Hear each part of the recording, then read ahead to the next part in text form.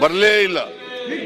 ಕಳೆದ ಸರ್ಕಾರ ಮಂಡಿಸಿದಂತ budget 23-24/7/2023 ಮಂಡಿಸಿದಂತ budget 3,09,182 ಕೋಟಿ. 3,09,182 ಕೋಟಿ. ಇದು ನಾನು ಮುಂದಿನ ವರ್ಷ ಬಜೆಟ್ ಮಂಡಿಸಿದ್ದೀನಲ್ಲ, ಅದಕ್ಕೆ 62,200 ಕೋಟಿ ಹೆಚ್ಚು.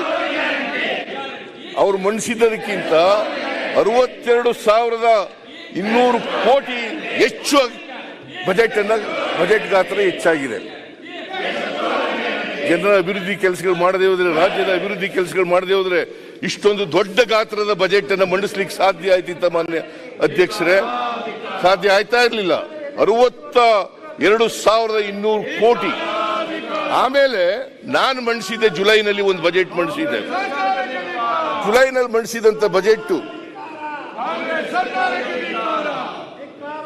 3,07,000 ಜುಲೈನಲ್ಲಿ 7th ಜುಲೈನಲ್ಲಿ ನಾನು ಮಂಡಿಸಿದ್ದೆ ಬಜೆಟ್. ನಾವು ಅಧಿಕಾರಕ್ಕೆ ಬಂದದ್ದು ಮೇ 20ನೇ ತಾರೀಕು. ನಾನು ಮಂಡಿಸಿದ್ದು ಬಜೆಟ್ ಅನ್ನ 7 ಜುಲೈ 2023. ಆ ಬಜೆಟ್ ನಾನು ಮಂಡಿಸಿದ್ದದ್ದು 3,27,774 ಕೋಟಿ. 747 ಕೋಟಿ. 747 ಕೋಟಿ. 3,27,747 ಕೋಟಿ. 747 ಕೋಟಿ. 47 ಕೋಟಿ. ಅದು ಆ ಬಜೆಟ್ಗೆ ಈ ಬಜೆಟ್ ಗಾತ್ರಕ್ಕೆ ಹೋಲಿಕೆ ಮಾಡಿದಾಗ ಮಾನ್ಯ ಅಧ್ಯಕ್ಷರೇ 43,636.18 ಕೋಟಿ ಜಾಸ್ತಿ. 43,636.18 ಕೋಟಿ ಹೆಚ್ಚು. ಆಮೇಲೆ ಮಾನ್ಯ ಅಧ್ಯಕ್ಷರೇ, ಜಿಡಿಪಿ 23-24ರಲ್ಲಿ ಅವತ್ತು ಬಜೆಟ್ ಮಂಡಿಸಿದಾಗ 23-24ರಲ್ಲಿ 25,67,340 ಕೋಟಿ.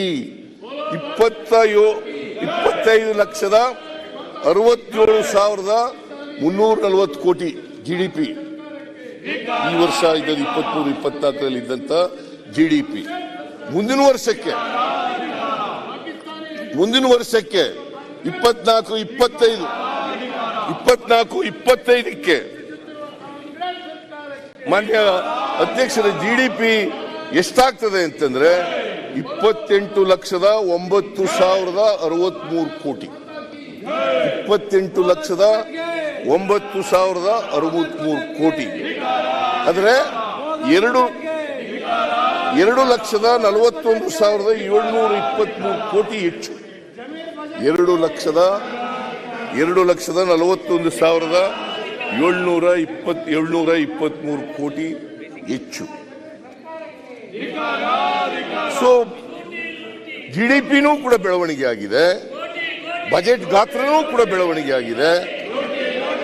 23-24ನೇ ವರ್ಷದಲ್ಲಿ ಏನೂ ಅಭಿವೃದ್ಧಿ ಮಾಡಿಲ್ಲ ಅಂತಕ್ಕಂಥ ಹೇಳ್ತಕ್ಕಂಥ ಮಾತುಗಳಿದಾವಲ್ಲ, ಬರೀ ಸುಳ್ಳು. ವಿರೋಧ ಪಕ್ಷದವರು ಮಾಡಿರ್ತಕ್ಕಂಥ ಆಪಾದನೆ ಯಾವುದೇ ತಿರುಳಿಲ್ಲ. ಅದರಿಂದ ನಾವು ಅಭಿವೃದ್ಧಿ ಕೆಲಸಗಳನ್ನು ಕೂಡ ಮಾಡಿದ್ದೀವಿ. ಇವತ್ತು ಮಾನ್ಯ ಅಧ್ಯಕ್ಷರೇ ಕಲ್ಯಾಣ ಗ್ಯಾರಂಟಿ ಯೋಜನೆಗಳು ಈ ಗ್ಯಾರಂಟಿ ಯೋಜನೆಗಳಿಗೆ ಈ ವರ್ಷ ಸುಮಾರು 36,000 ಕೋಟಿ ರೂಪಾಯಿಯನ್ನು ಖರ್ಚು ಮಾಡಿದ್ದೀವಿ. ಈ ವರ್ಷ ನಾವು ಶಕ್ತಿ ಯೋಜನೆ, ಗೃಹ ಜ್ಯೋತಿ, ಅನ್ನಭಾಗ್ಯ, ಗೃಹಲಕ್ಷ್ಮಿ, ಯುವ ನಿಧಿ ಈ ಕಾರ್ಯಕ್ರಮಗಳಿಗೆ ಸುಮಾರು 36,000 ಕೋಟಿ ರೂಪಾಯಿಗಳನ್ನು ಈ ವರ್ಷ ಖರ್ಚು ಮಾಡ್ತಾ ಇದ್ದೀವಿ. ಮುಂದಿನ ವರ್ಷಕ್ಕೆ ಬಜೆಟ್ನಲ್ಲಿ 52,900 ಕೋಟಿ ರೂಪಾಯಿಗಳನ್ನು ಇಟ್ಟಿದ್ದೇವೆ. ಅದರಿಂದ ನಾವು ಈ ವರ್ಷನೂ ಕೂಡ ಖರ್ಚು ಮಾಡಿ ಮುಂದಿನ ವರ್ಷಕ್ಕೂ ಕೂಡ ಹಣ ಇಟ್ಟಿದ್ದೀವಿ. ಜೊತೆಗೆ ರಸ್ತೆ, ಶಿಕ್ಷಣ, ಆರೋಗ್ಯ, ರಸ್ತೆಗಳು, ಬ್ರಿಡ್ಜ್ಗಳು, ಶಾಂತಿ ಸುವ್ಯವಸ್ಥೆ ಮಾಡಲಿಕ್ಕೆ ಇವೆಲ್ಲಕ್ಕೂ ಕೂಡ ಎಲ್ಲ ಅಭಿವೃದ್ಧಿ ಕೆಲಸಗಳನ್ನು ಕೂಡ ಮಕ್ಕಳು, ಯಜಮಾನರು, ವಯಸ್ಸಾದವರು ಇವೆಲ್ಲರಿಗೂ ಕೂಡ ನೋಡ್ಕೊಳ್ತಕ್ಕಂಥ ಕೆಲಸವನ್ನು ಮಾಡ್ತಾ ಇದ್ದಾರೆ. ಮಾನ್ಯ ಸಭಾಧ್ಯಕ್ಷರೇ, ಇವ್ರ ಕಾಲದಲ್ಲಿ ಏನೂ ಅಭಿವೃದ್ಧಿ ಮಾಡಲಿಲ್ಲ, ಬರೀ ಲೂಟಿ ಹೊಡೆಯೋದಷ್ಟೇ, ಏನೂ ಅಭಿವೃದ್ಧಿ ಮಾಡಲಿಲ್ಲ. ನಾವು ಗ್ಯಾರಂಟಿಗಳನ್ನು ಮಾಡಿ ಅಭಿವೃದ್ಧಿ ಕೆಲಸಗಳಿಗೂ ಕೂಡ ಹಣವನ್ನು ಒದಗಿಸಿದ್ದೇವೆ. ಇದು ಕಾಂಗ್ರೆಸ್ ಸರ್ಕಾರಕ್ಕೂ ಬಿಜೆಪಿ ಸರ್ಕಾರಕ್ಕೂ ಇರ್ತಕ್ಕಂಥ ವ್ಯತ್ಯಾಸ. ಇದು ಕಾಂಗ್ರೆಸ್ ಸರ್ಕಾರಕ್ಕೂ ಬಿಜೆಪಿ ಸರ್ಕಾರಕ್ಕೂ ಇರ್ತಕ್ಕಂಥ ವ್ಯತ್ಯಾಸ. ಮಾನ್ಯ ಅಧ್ಯಕ್ಷರೇ,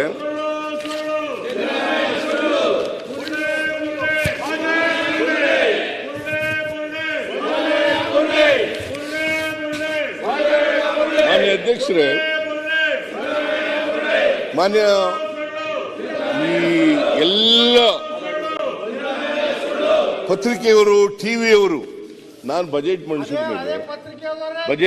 ಮೇಲೆ ಅವರು 17/2/2024 ಅವರ ಪತ್ರಿಕೆಯಲ್ಲಿ, ಅವರ ಎಡಿಟೋರಿಯಲ್ಸ್ಗಳಲ್ಲಿ, ಸಂಪಾದಕೀಯಗಳಲ್ಲಿ ಮಾಡ್ತಕ್ಕಂಥ ಕೆಲಸವನ್ನು, ಅವರು ರಿಯಾಕ್ಟ್ ಮಾಡ್ತಕ್ಕಂಥ ಕೆಲಸವನ್ನು ಮಾಡಿದ್ದಾರೆ.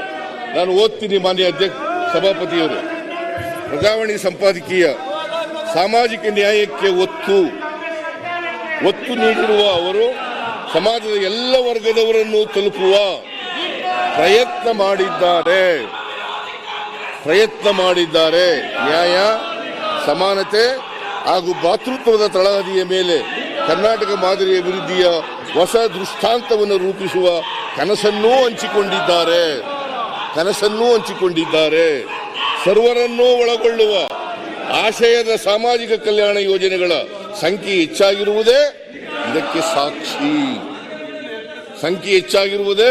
ಇದಕ್ಕೆ ಸಾಕ್ಷಿ ಎಂದು ಬರೆದಿದ್ದಾರೆ. ಪ್ರಜಾವಾಣಿ ಪತ್ರಿಕೆಯವರು ಬರೆದಿರ್ತಕ್ಕಂಥ ಸಂಪಾದಕೀಯ. ಪ್ರಜಾವಾಣಿ ಪತ್ರಿಕೆಯವರು ಇನ್ನು ಮುಂದೆ ಹೋಗಿ ಏನು ಹೇಳಿದ್ದಾರೆ ಅಂದರೆ, ಸರ್ವರಿಗೂ ಪಾಲು, ಪ್ರಗತಿಯೇ ಸವಾಲು. ಇವರಿಗೆ ಪ್ರಗತಿ ಅನ್ನೋದೇ ಗೊತ್ತಿಲ್ಲ, ಪಾಪ ಅಭಿವೃದ್ಧಿ ಅನ್ನೋದೇ ಗೊತ್ತಿಲ್ಲ ಇವರಿಗೆ. ಬರೀ ಲೂಟಿ ಹೊಡೆಯೋದು ಅಷ್ಟೇ ಗೊತ್ತಿರೋದು ಇವರಿಗೆ. ನ್ಯಾಯ ಹಿಂಭಾಗದಿಂದ ಬರೋದು ಅಷ್ಟೇ ಗೊತ್ತಿರೋದು. MLAಗಳೆಲ್ಲ ದುಡ್ಡು ಕೊಟ್ಟು ಕೊಂಡ್ಕೊಳ್ಳೋದಷ್ಟೇ ಗೊತ್ತಿರೋದು ಇವರಿಗೆ. ಜನರ ಆಶೀರ್ವಾದ ಪಡಿತಕ್ಕಂಥ ಯೋಗ್ಯತೆ ಇಲ್ಲ ಇವರಿಗೆ. ಜನರ ಆಶೀರ್ವಾದ ಪಡೆದು ಅಧಿಕಾರಕ್ಕೆ ಬರ್ತಕ್ಕಂಥ ಯೋಗ್ಯತೆ ಇಲ್ಲ. ಇವರು ನಮಗೆ ಪಾಠ ಹೇಳ್ಕೊಡದ, ದೇಶಭಕ್ತಿ ಬಗ್ಗೆ ಪಾಠ ಹೇಳದ. ಸ್ವಾತಂತ್ರ್ಯ ಹೋರಾಟದಲ್ಲಿ ಹೆಡ್ಗೇವಾರ್ ಭಾಗವಹಿಸಿದ್ರ?